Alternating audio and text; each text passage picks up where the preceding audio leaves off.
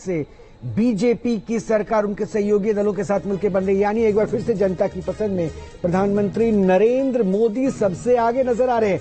NDA के कुनबे को 342 से 378 सीट्स मिलने का अनुमान, इंडी गठबंधन को 153 से 169 और अन्य को 21 से 23 सीट मिलने का जनादेश 2024 में अनुमान जताया गया है। तो न्यूज नेशन के इस चुनावी सर्वे के जो नतीजे आपके सामने दिख रहे हैं वो हम आपको दिखा रहे हैं। देखिए, लोकसभा चुनाव में दरअसल इस बार 543 सीटों में बीजेपी का प्रदर्शन कैसा है। बीजेपी 295 से 327 सीटें लाएंगी, ये अनुमान लगाया गया है। और जो अलायंस है यानी बीजेपी के जो सहयोगी दल है उन सबका मिलकर यह आंकड़ा 47 से 51 के बीच रह सकता है।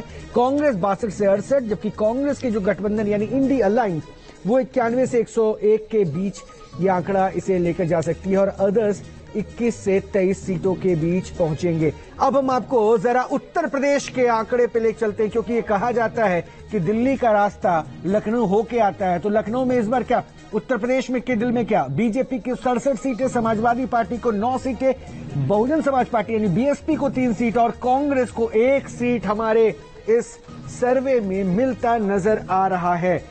कुल 80 सीटों में से बीजेपी अलायंस के साथ 67 सीटों पर जीत दर्ज करती नजर आ रही है। समाजवादी पार्टी 9, बीएसपी 3, जबकि कांग्रेस 1 पर।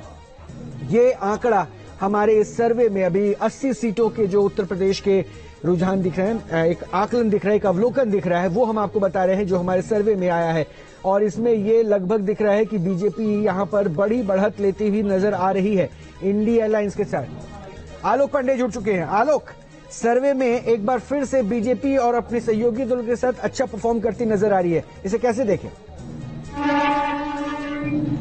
बिल्कुल, देखिए, सबसे बड़ी बात यही है कि भारतीय जनता पार्टी और उसके गठबंधन के जो साथी हैं फिर एक बार 2019 के बाद 2024 में लोकसभा की सीटों पर बढ़त लेते हुए दिख रहे हैं। एग्जिट पोल ने जिस तरीके से दिखाया है, रुझान कहिए, अनुमान कहिए, फिर एक बार एनडीए के पक्ष में साफ साफ नजर आ रहा है। उत्तर प्रदेश को लेकर के आप जैसे कह रहे थे कि दिल्ली की सरकार जो है वो लखनऊ से ही गुजरती है, तो बिल्कुल ठीक बात है।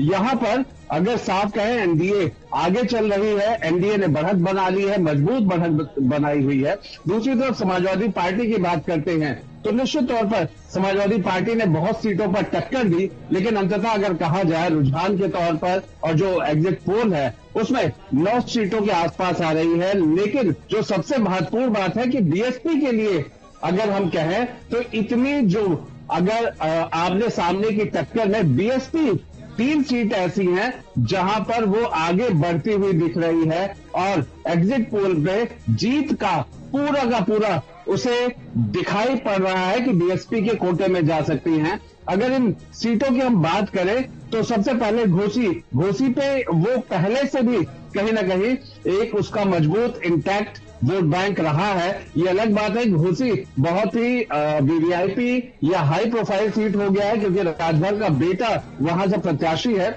लेकिन दूसरी तरफ अगर हम बात करते हैं सीतापुर के मिश्रित सीट पे, वहां पे भी न सिर्फ त्रिकोणीय संघर्ष बल्कि बीएसपी वहां पर बढ़त बनाई हुई है। तो ये बीएसपी के लिए अच्छी खबर है कि बीएसपी लगातार इन 2 के साथ फतेहपुर सीकरी वहां पे भी मजबूती से लड़ते हुए वो बढ़त बनाई हुई है। एग्जिट पोल में जो 3 सीटें नजर आ रही हैं बीएसपी की, वो ये 3 सीटें हैं रोहित। तो अपने आप में बीएसपी के लिए जिस तरीके से एनडीए और उसके साथी और साथ में अगर हम इंडिया अलायंस की बात करते हैं तो जहां बाइपोलर की एक स्थिति बनती नजर आ रही थी, यहां पर बीएसपी ने बाजी मारी हुई है। तो 4 जून को निश्चित तौर पे सीधे परिणाम आएंगे, लेकिन जो आज एग्जिट पोल है वो बीएसपी के लिए भी मजबूत है कि कम से कम इस मार्ग के उसमें जहां पर अगर हम कहें कि एनडीए की जो मारक क्षमता है वो कहीं न कहीं कम आती जा रही थी, लेकिन आज एग्जिट पोल ने